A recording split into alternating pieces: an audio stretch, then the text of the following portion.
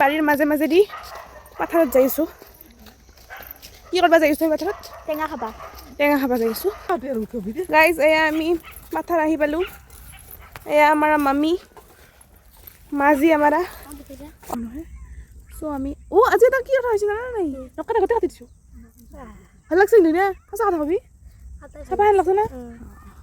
सब गाइस कोटी का नेल में काटी दिसो दिल में पत्थर रख के मैं काट दिया बाकी सूर्य तो लाहे लाहे जाबा लागছে गाइस আমাৰ গাড়ী থৈ লাহে লাহে যাই আছে তো মিঠি মিঠি দেখ বুঝা কান